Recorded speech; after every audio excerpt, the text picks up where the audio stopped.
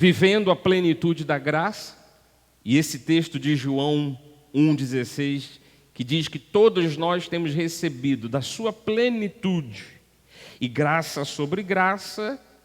Um versículo como esse, ele explica que nós temos recebido da obra de Cristo lá na cruz, de 2000 anos para trás, 2018 anos para trás, nós temos recebido dele. Você reparou o termo plenitude, ou seja, do que Deus é de modo pleno, temos recebido graça sobre graça. Uma coisa depois da outra, uma coisa em cima da outra. Existe até uma versão que cabe aqui na língua portuguesa, algumas Bíblias até têm essa versão, que é assim: temos recebido da sua plenitude graça e mais graça, dando justamente essa ideia de uma coisa depois da outra. Então, viver debaixo dessa graça é viver uma vida abençoada, é viver uma vida cheia da proteção de Deus, cheia do agir de Deus. Viver essa graça sobre graça traz aqui, para o coração, conforto. Traz descanso para a nossa alma. E eu e você podemos sim viver esta graça de Deus. Podemos viver a plenitude dessa graça. Bom, eu gosto sempre de explicar que a definição de graça, porque eu não posso estar aqui dizendo para você, olha, vamos viver a graça de Deus, vamos viver a plenitude de Deus, sem que você entenda o que é, ou o que significa essa terminologia, graça. E de várias respostas que nós temos na Bíblia, duas são as principais.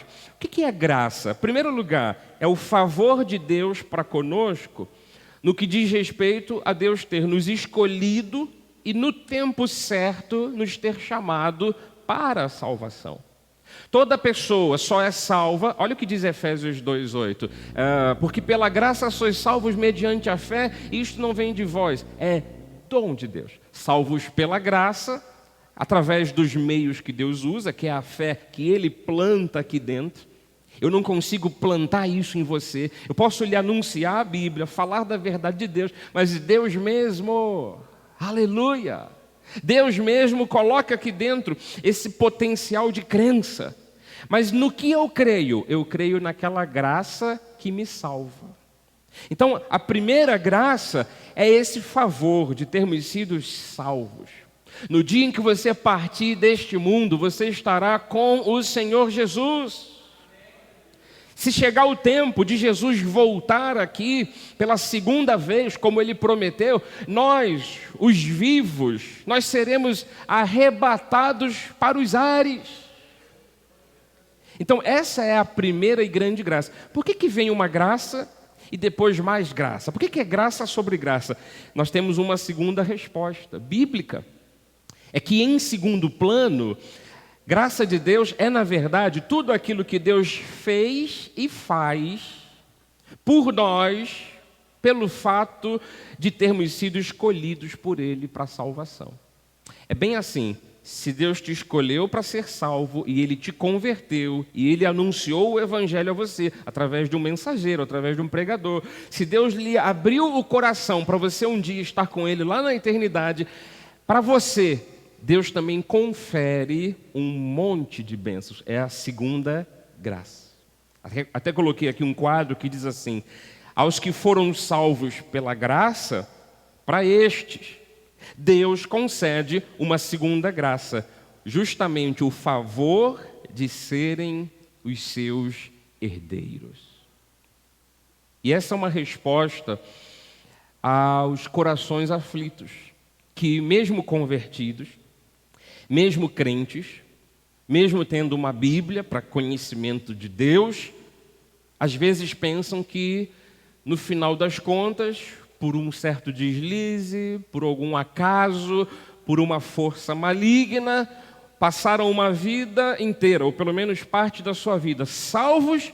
Tem muita gente cristã, eu digo isso de modo lamentável, muita gente cristã acha que por alguma circunstância da vida, do Satanás, do demônio, um dia podem se perder. E a gente começa tudo por aqui, aqui é a base de tudo. Se eu fui salvo pela graça, isso não dependeu de mim, dependeu de Deus, que conforto isso gera aqui no meu coração. Porque eu não merecia. Eu vim de uma vida de pecado, Deus me tirou de um lamaçal de pecado, me limpou, me lavou, Ele hoje me instrui a que eu seja santo, e eu não merecia nada do que tenho. Então isso já gera um conforto enorme. E eu tenho que saber de algo a mais. Quando eu tenho a salvação dentro de mim, eu tenho que saber que também, por isso, já que Deus me escolheu, já que eu fui um eleito do Senhor, Deus também tem uma rica herança, eu poderia dizer, à minha disposição. Até que em termos legais, né? Em termos jurídicos, quando se fala de herança, você só pode receber uma herança depois que o testador, depois que aquele que deixou a herança, né, catapumba, bate as botas, morre, né? Então, qual é a grande boa notícia? Jesus, que nos deixou uma grande herança, já morreu. A herança foi aberta, o direito é seu. Qual é a outra boa notícia em cima disso? Aquele que morreu e deixou para nós uma rica herança, ressuscitou e está conosco até o fim dos tempos. O mesmo testador, o mesmo fiador, aquele que deixou a herança, está vivo. Então, quando a gente percebe que houve para a nossa vida um grande resgate, uma grande salvação, e há uma série de benefícios, amados, nós temos que viver essa plenitude de graça. Não podemos achar que, não, esse é um caminho que não é bíblico, que não convém, afinal de contas, basta, bispo, basta que eu compreenda que fui salvo, opa, ufa, eu posso ser a pessoa mais miserável desse mundo, o importante é ser salvo no último dia. Amados, esse é o bem mais precioso que temos, a salvação. Mas que você pode sim viver e buscar uma herança poderosa em Deus para viver nesse mundo, você pode. Não deixe isso escapar da sua visão. Não deixe isso passar por entre os dedos. O livro de Romanos, no capítulo 8, versículo 32, ele fala justamente de um aspecto e de outro. Olha lá o texto. Aquele que não poupou o seu próprio filho, antes por todos nós o entregou. Vamos parar aqui nessa vírgula. Deus fez isso para quê? Para nos salvar. Jesus morre na cruz e a salvação, então, ela alcança todos aqueles que são os filhos de Deus, os eleitos do Senhor, os predestinados. Deus faz isso, envia o Filho para nos salvar. Então, é uma pergunta, reparou a interrogação lá no final? É uma pergunta, será? Vamos pensar juntos, será que aquele que não poupou o próprio Filho, antes por todos nós o entregou lá na cruz, para nos salvar, ponto número 1. Será que Ele não nos daria ou não nos dará graciosamente com Ele todas as coisas? É a segunda graça, é o segundo benefício. Eu estou insistindo em falar disso porque realmente muita gente tem que ouvir isso. Imagine a pessoa que nem segurança da salvação tem.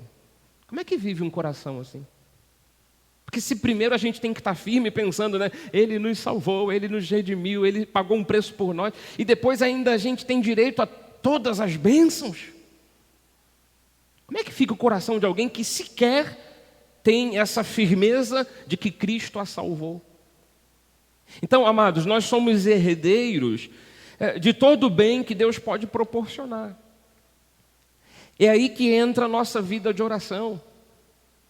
Porque você pode buscar isso em Deus, você pode solicitar isso a Deus, você pode pedir isso a Deus.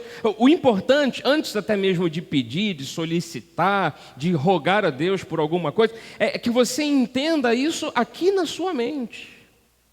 Os teus olhos internos, eles têm que estar iluminados, a tua mente tem que estar aberta para isso. Porque veja bem, se eu tenho sobre a minha vida um segundo benefício, uma segunda graça, que é uma herança preciosa, diz respeito a todas as coisas que Deus pode oferecer, pode dar, Eu tenho que ter a mente aberta para isso. Paulo disse em Efésios 1,18: iluminados os olhos do vosso coração. Quer dizer, você tem que ter a mente iluminada, a mente aberta para isso, o coração atento para isso, para saberdes qual a esperança do seu chamamento, qual a riqueza da glória da sua herança nos santos. Vamos ler de trás para frente. Quem são os santos? É o povo de Deus.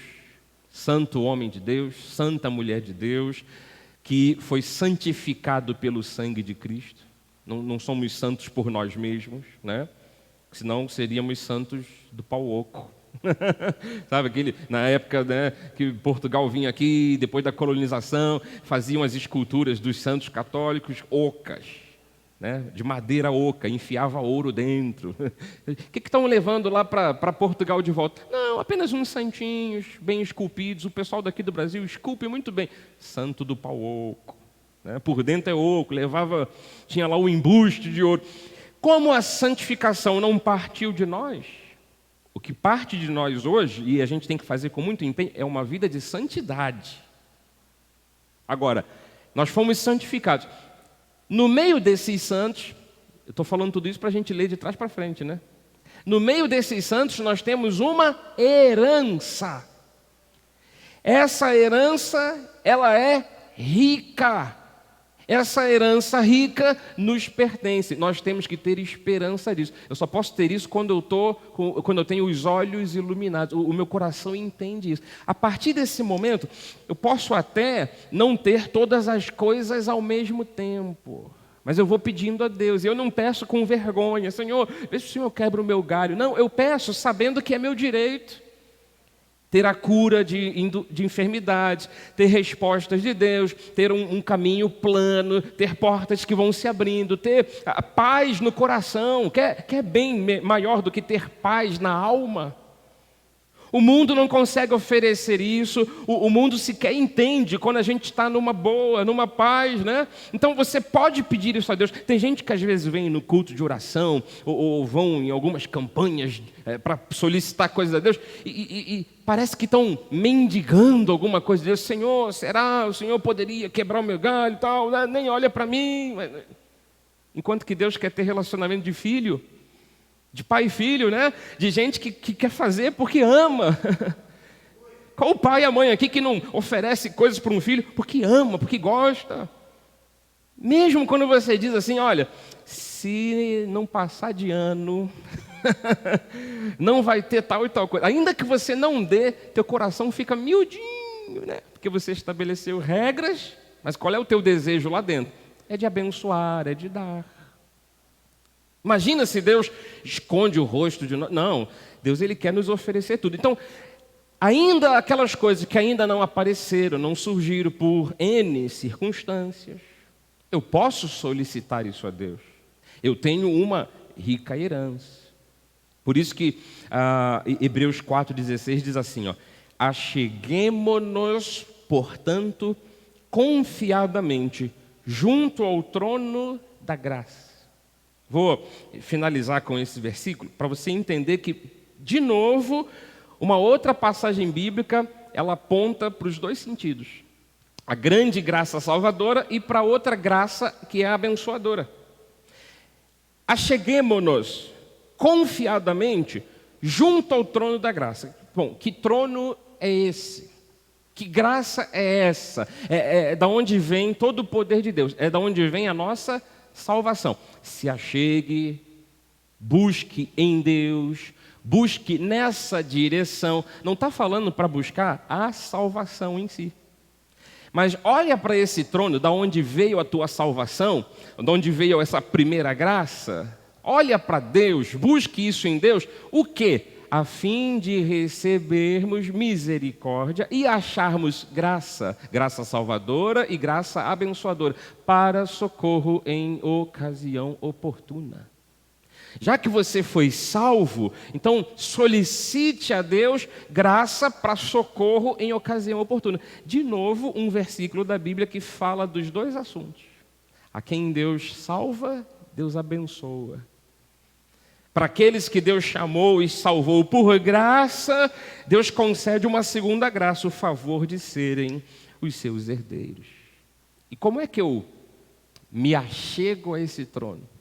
Se, o bispo, aqui não tem um trono, Deus não baixou aqui, não veio, a gente não vê Deus.